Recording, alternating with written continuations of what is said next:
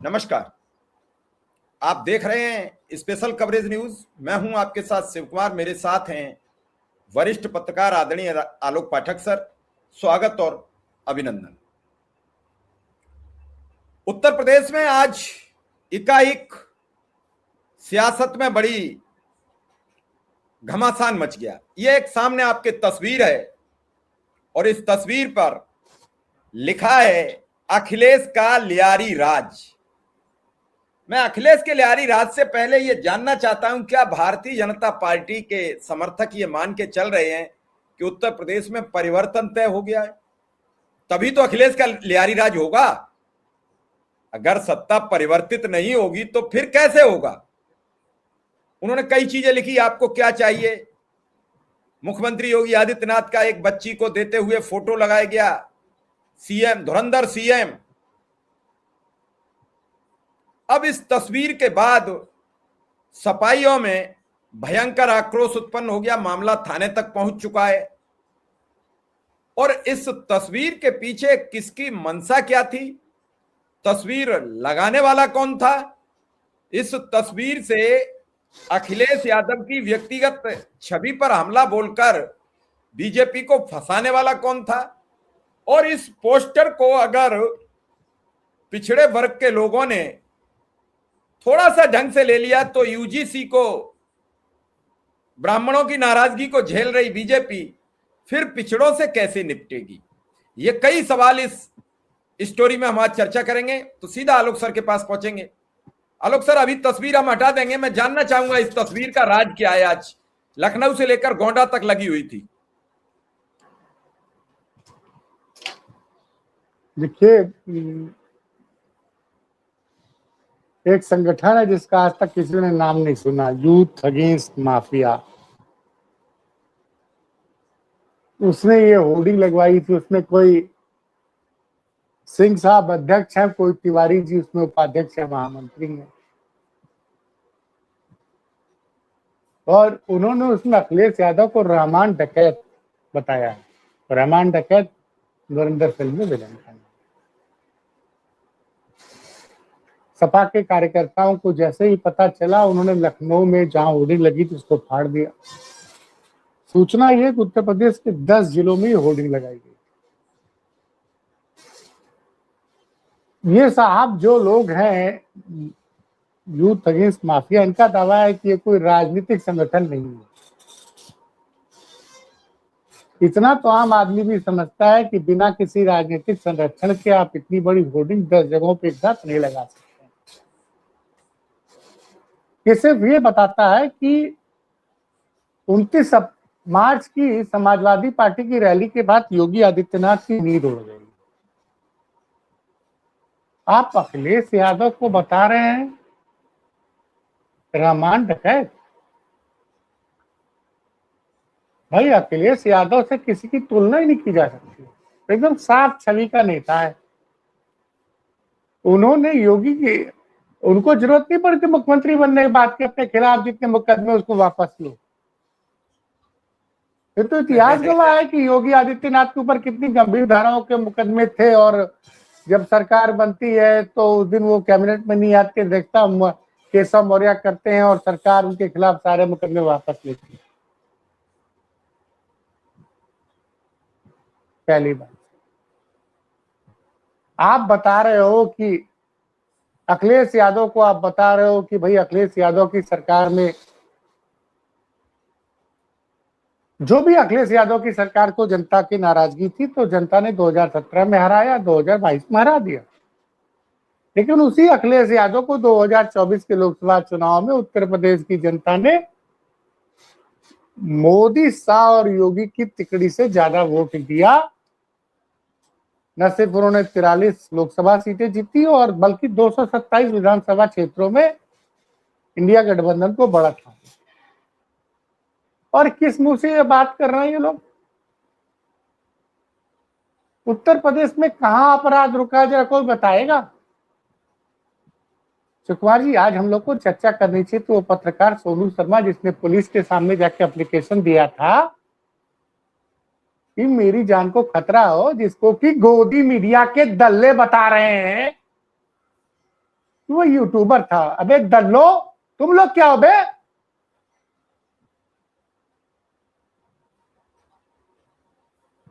भारत का एक आम नागरिक था सोनू शर्मा, उसने पुलिस से जाके गुजारिश की थी कि मेरी जान को खतरा है, और आज क्या हुआ? आज वो नहीं है इस दुनिया में। खबर इस पे होनी चाहिए थी। ये है माफिया राज, ये है जंगल राज, ये है जंगल राज। बदायूं में क्या हुआ था? एचपीसीएल के डीजीएम असिस्टेंट मैनेजर लिख के दिया था कि अजय प्रकाश सिंह से मुझे खतरा है।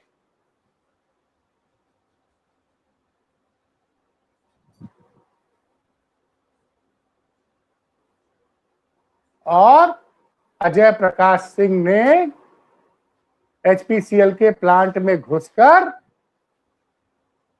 एचपीसीएल के डीजीएम की और उसके असिस्टेंट मैनेजर की बेरहमी से जान ले ली। ये बता रहे हैं इनके, कौन है ये लोग? एक ट्वीट करने पे योगी जी के तेज तर्रार एडीजी अमिताभ यश की फौज ढूंढ लेती है कि किस हैंडल से ट्वीट हुआ है। एफआईआर दर्ज हो गई, दर्ज हो गई इन लोगों जिन्होंने पोस्टर लगाए थे। अरे अखिलेश यादव को जनता को नाराजगी थी, 2017 में हराया, 2022 में हराया, लेकिन वही जनता योगी के कुशासन से नाराज हो गई, उसने लोकसभा चुनाव में हरा दिया। कौन सा माफिया खत्म हुआ है? कोडीन माफिया कहां है? उस पर क्या कार्रवाई हुई? और वो बताइए क्या चल रहा था? अभी तक तो खनन के रूप में खर्च चर्चे आती थी किसी ब्रजेश सिंह की कि सोनभद्र में कितने की वसूली का आरोप लगता है कि उसका सिंडिकेट चलता है। अभी एक नया खेल पकड़ा गया है, ओवरलोड ट्रक को फर्जी नंबरों से पार कराया जा रहा था टोल के जरिए, और एक दो नहीं 500 ट्रकों का डिटेल आया है, वो भी राजधानी में सर। अरे बताएं ना, बताएं, आए बताएं। गांजा पकड़ा जा रहा है एयरपोर्ट पे 3 करोड़ का। कहां से आ रहा है? कौन पी रहा है गांजा? कहां इतनी खपत पड़ गई? हर दूसरे दिन गांजा पकड़ा जा रहा है। अब पुलिस कितनी काबिल है? एक बंदा वीडियो फिल्म बनाता, उसमें AK-47 दिखा यूज करता है, और योगी जी की योग्य पुलिस, अमिताभ यश की योग्य पुलिस अपनी जांच में माल टाल लेके उसको क्लीन चिट दे देती है। बाद में मामला फंसता है तो सामने आता है कहानी।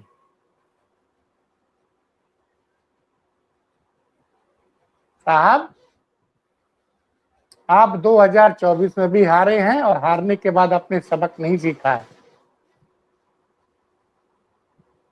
आज समाजवादी पार्टी मीडिया सेल ने ट्वीट करके पूछा है कि जिन अधिकारियों के ऊपर आरोप लगा था, एक महिला अभ्यर्थी की आबरू लूटने का, उस केस में क्या हुआ?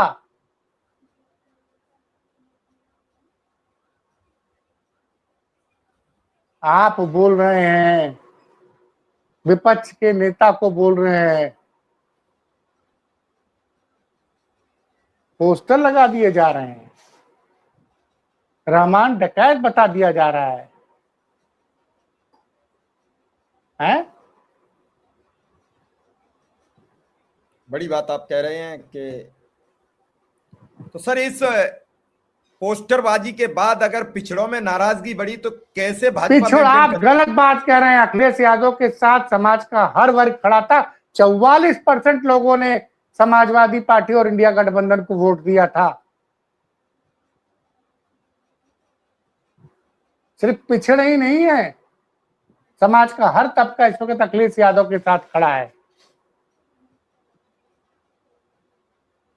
सब देख रहे हैं कि कोडीन भैया के साथ क्या हुआ,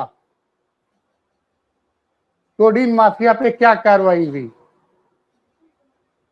अरे योगी जी बताएं ना, साइंस सिटी का निदेशक कैसे भाग गया दुबई, और कैसे योगी जी के सलाहकार ने उससे 5 करोड़ रुपए का लोन लिया, वो भी राजभवन कॉलोनी में बैठकर।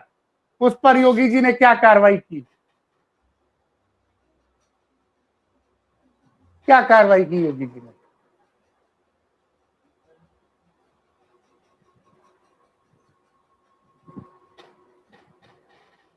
योगी जी नहीं बता पाएंगे।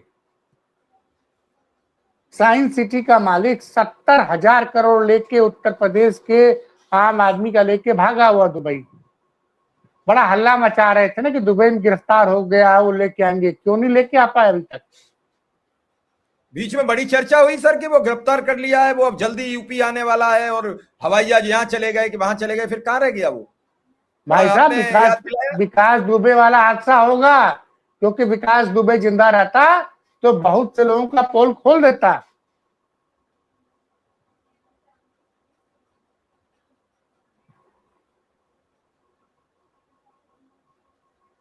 साहब कानून व्यवस्था नाम की चीज नहीं रह गई है। बिना सत्ता के संरक्षण के कोई भी सरकार का कोई भी संस्थान इस तरह से पूर्व मुख्यमंत्री के खिलाफ सार्वजनिक रूप से 11 जिलों 10 जिलों में अपनी होर्डिंग नहीं लगवा सकता है। नहीं, बिल्कुल सहमत है आपकी बात से 100%। इनकी नींद नहीं आ रही है योगी आदित्यनाथ को, मैं बता रहा हूं, नींद नहीं आ रही केशव मौर्य को और ब्रिजेश पाठक को, क्योंकि काम तो कुछ किया नहीं।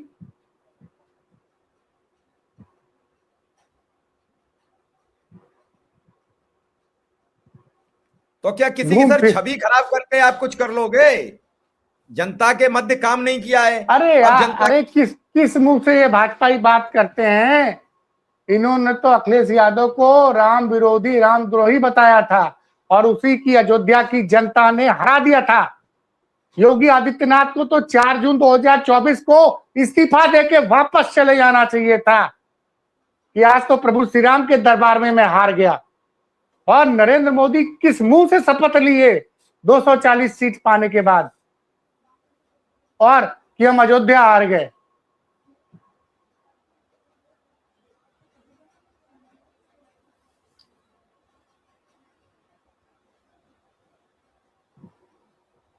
आपने क्या क्या नहीं आरोप लगाया था। आप लोगों ने आरोप लगाया कि मुलायम सिंह का पूरा परिवार के ऊपर कि वो लोग राम भक्तों के खून से उनके ऊपर छींचे सने हुए हैं लोग। उसके बाद भी उत्तर प्रदेश की जनता ने उनको 2012 में बहुमत दिया, 2002 में जिताया और 2024 में भी जिताया। आप परेशान हैं क्योंकि आज की डेट में जनता को समझ में आ गया कि असली सनातनी अखिलेश यादव हैं। इन लोगों का धर्म से कोई लेना देना नहीं है।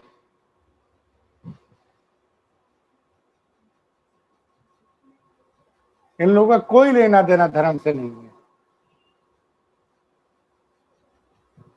लेकिन सर इस तस्वीर से भाजपा को मिला क्या? आपके समक्ष है स्क्रीन पर। अरे ऐसा है ना, कुछ भी कर लें, जब जनता मन बना लेती है तो जनता फैसला सुनाती है। और ऐसा नहीं है कि ये पहली बार अयोध्या आ रहे हैं, उसके पहले भी अयोध्या में आ रहे हैं, लोकसभा आ रहे हैं, विधानसभा आ रहे हैं। और आज तो एक संत का वीडियो वायरल हो रहा है कि अयोध्या वासियों को कितनी परेशानी उठानी पड़ रही है, ये कि कितने लोग को जो वहां के स्थानीय निवासी हैं वीआईपी मूवमेंट और सिक्योरिटी के चलते,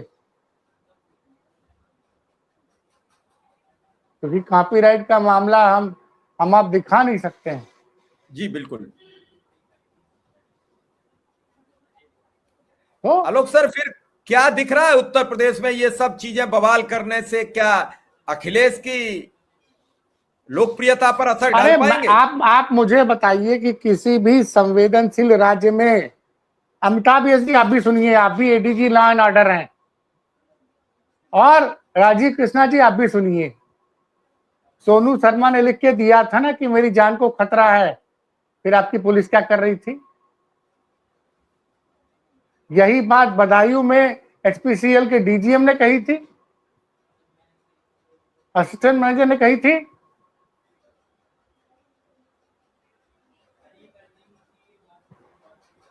कानपुर में क्या हुआ?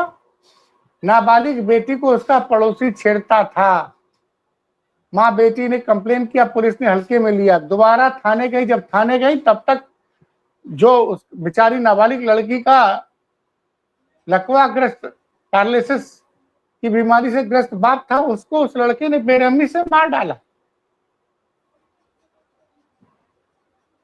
कोई घटना हो जाती है, उसके बाद ये लोग तुरंत क्या करते, बहुत होंगे तो एक इंस्पेक्टर या सब इंस्पेक्टर सस्पेंड कर देंगे।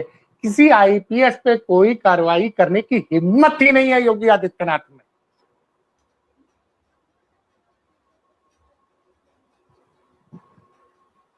हिम्मत ही नहीं है भाई साहब, वो मादा सिर्फ मायावती में था।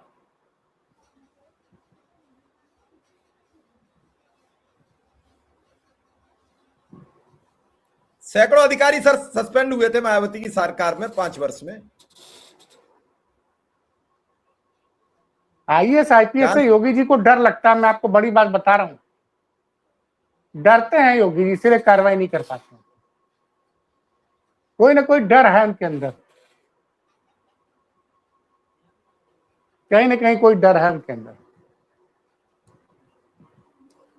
फिर सर कैसे चलेगा प्रदेश?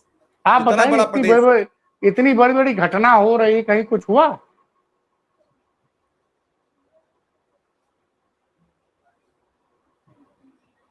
मुख्यमंत्री आवास के बगल में सटे हुए थाने पे इतना बड़ा गंभीर आरोप लगा, क्या कार्रवाई हुई? एसओ को मतलब रत्नेश सिंह लाइन हाजिर हो गए और बिपिन सिंह की पोस्टिंग मिल गई।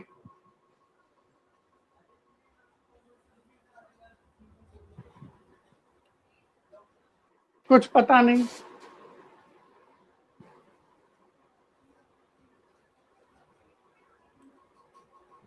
कानपुर में लगातार एक पत्रकार की जान चली गई, इससे पहले सीतापुर में चली, कितने लोगों की जान पत्रकारों की चली गई। कल भी मैं एक पोस्ट देख रहा था, बदायूं पुलिस कल वो भी कह रही सोनू थी शर्मा तो बेचारा थाने जाके लिख के दिया ना कि हमको जान से खतरा है।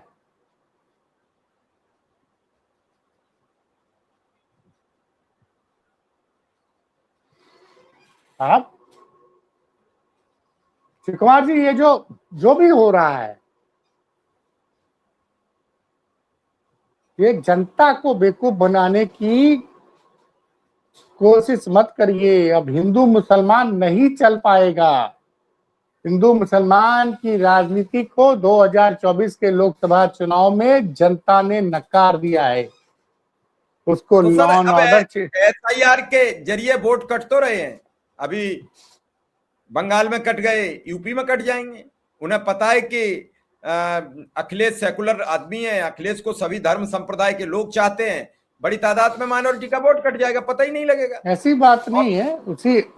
इसी में हेमंत सोरेन की सरकार वापस आई कि नहीं है? नहीं, एसआईआर नहीं हुआ था वहां सर। नहीं, अब करा लीजिए। अब जहां जाए, अब यूपी में हालात बहुत खराब, बहुत खराब।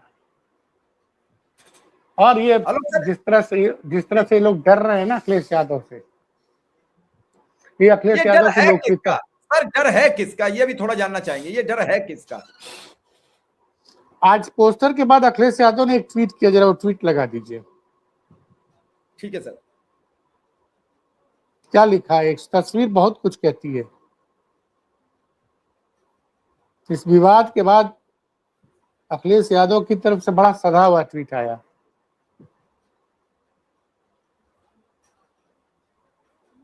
हमें सामाजिक न्याय का राज चाहिए।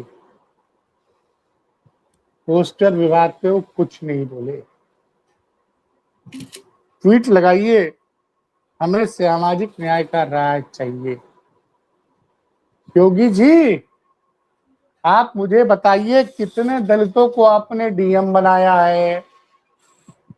कितने दलितों को आपने एसपी बनाया है, कितने दलितों को आपने एसएचओ का चार्ज दिया है, और तो और आपके कितने सचिव दलित हैं, सर बताइए।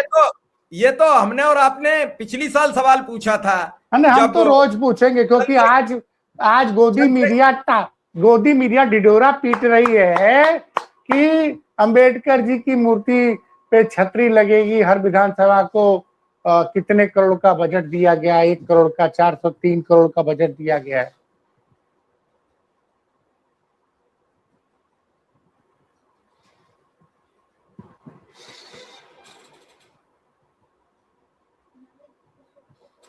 ये तस्वीर सर आपके समक्ष है जो लिखा है आज अखिलेश जी ने, हमें सामाजिक न्याय का राज चाहिए।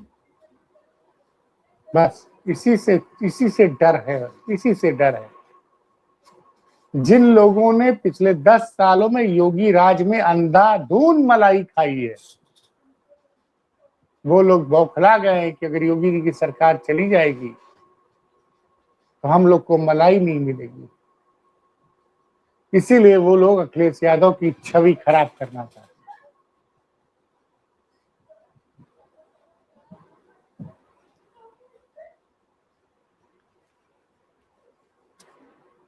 और अब तो उत्तर प्रदेश की जनता जान गई है